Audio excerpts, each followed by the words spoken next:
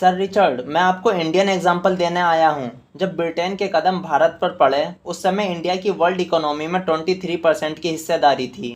लेकिन जब ब्रिटिश भारत से गए उस समय ये घटकर 4% थी। क्यों? वजह साफ है, क्योंकि ब्रिटेन के बेनिफिट के लिए इंडिया पर शासन किया गया था। ब्रिटेन 200 वर्षों तक भारत से लूटे गए पैसों से तरक्की करता रहा। इनफैक्ट ब्रिटेन की इंडस्ट्रियल रेवोल्यूशन एक्चुअल में इंडिया की डी इंडस्ट्रियलाइजेशन पर बेस्ड थी।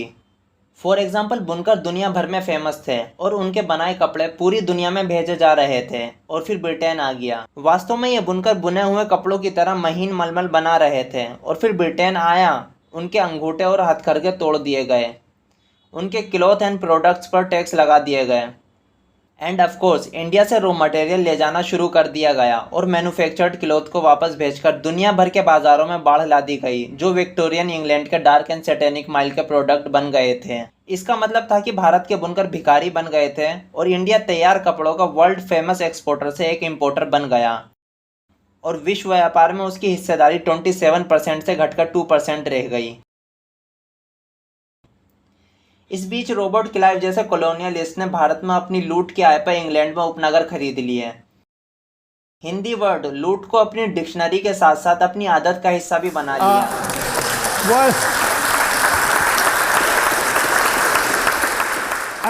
और ब्रिटिश का दुस्साहस तो देखिए, वे उसे क्लाइव ऑफ इंडिया पुकारने लगे जैसे कि वो भारत से बिलोंग करता हो। असल में उन्होंने ऐसा ये सुनिश्चित करने के लिए कहा था कि देश का अधिकांश भाग क्लाइव का है।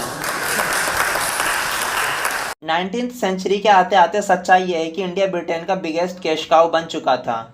ब्रिटिश गुड्स एंड एक्सपोर्ट्स का भारत सबसे बड़ा खरीदार था और भारत ब्रिटिश सिविल सर्वेंट के लिए हाईली पेड एम्प्लॉयमेंट का ठिकाना बन चुका था।